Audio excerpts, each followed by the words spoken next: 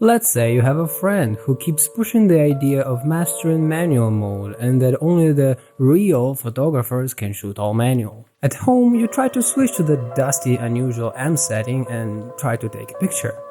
And again, and a few more, and then you think to yourself that the whole idea of manual mode is just pure bullshit. And before you get stuck in a shower thinking how to answer that idiot friend next time, make sure you watch this episode or else you'll be stuck in a shower even longer thinking why you didn't.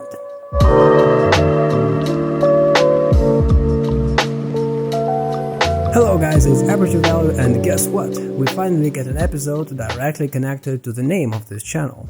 Aperture value or aperture priority mode is when you control just the aperture of your lens and all the rest is handled by the camera. It's designated by A or AV on your mode dial. On Fuji cameras, I set ISO and shutter to auto and switched to the desired aperture value on the lens. That gives me aperture priority.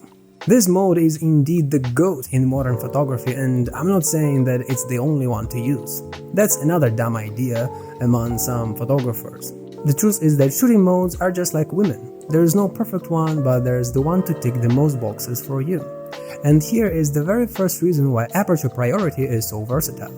With it, you control one of the most important things, the depth of field. Before shooting a picture, that's the first thing to consider, and in most cases, other settings would be secondary or even non-important. If I'm shooting landscapes or portraits, for instance, I already know what aperture I need, and so I don't care much about the shutter speed or ISO as long as I get my desired depth of field. For more control, you can restrict your auto ISO and shutter speed so you don't get too much noise or movement blur. So in my X Pro 3 for instance, I can go to the auto ISO setting and set the maximum ISO and minimum shutter speed for the camera to choose from automatically. For instance, I don't want too much noise beyond 6400 ISO, and I'll set the shutter speed at 1 over the focal length of the lens I use to be sure there won't be any blurry shots. And that's it. That would cover like 80% of all the shooting situations. If we shoot landscapes, you'd probably choose the optimal aperture of your lens to get the best possible results, the so-called sweet spot. And so, like I've said, the shutter speed and ISO are secondary to that since the priority is aperture, hence the name of the mode. When it comes to street photography, here aperture priority rules as well. The main setting for you will be the aperture to control how much of surroundings you want to focus on. You might have to set the minimum shutter speed to make sure you freeze the moment, but generally aperture is the first one to take care of. If we're taking portraits, most natural or continuous artificial lighting scenarios will also benefit from aperture priority mode. Many like to force the lens to the widest aperture to get everything sucked by that bokeh son of a bitch, or if it's a group photo for instance, you also need to close down the aperture just enough to keep everyone in focus. The same goes for sports and wildlife. With telephoto lenses, depth of field is even more crucial, so aperture mode helps to make sure that whatever object you have is in focus as a whole. When it comes to wedding and event photography, the aperture is not that much of a priority, but the speed and convenience that aperture priority gives makes it irreplaceable for this kind of shoot. And finally, for macro shots, aperture priority is also the best since you have to force your lens to keep the aperture closed down. That way you'll get the greater depth of field required for taking pictures up close to your subject. But again, aperture priority won't fill 100% of your needs.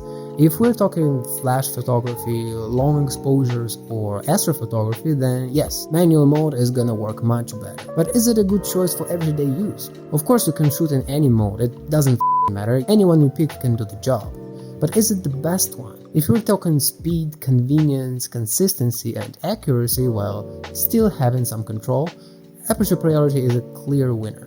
For those who think that manual mode is for pros and shooting it means something, you're wrong. These same pros from a long time ago had nothing else other than manual, and when aperture and shutter modes were introduced, they were more than happy to switch to that. I don't know any serious photographer who shoots manually daily.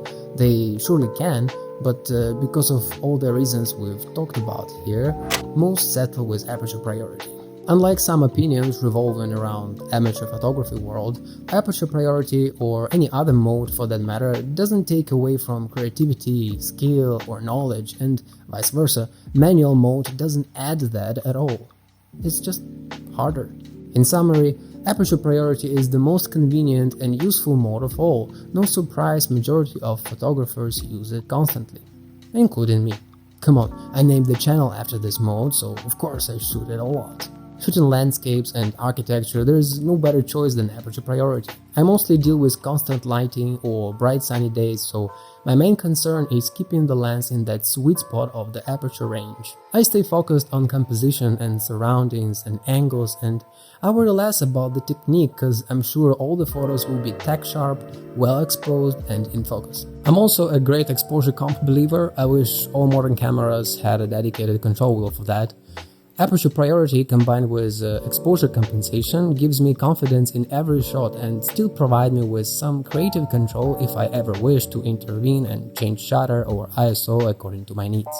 Fuji cameras make it even easier with dedicated controls for each part of the exposure triangle right at the tips of my fingers. So if someone tells you that you're a noob because you don't shoot manual, make no mistake and hit him right in his teeth with your Budweiser. Oh, and tell him to subscribe to Aperture Value.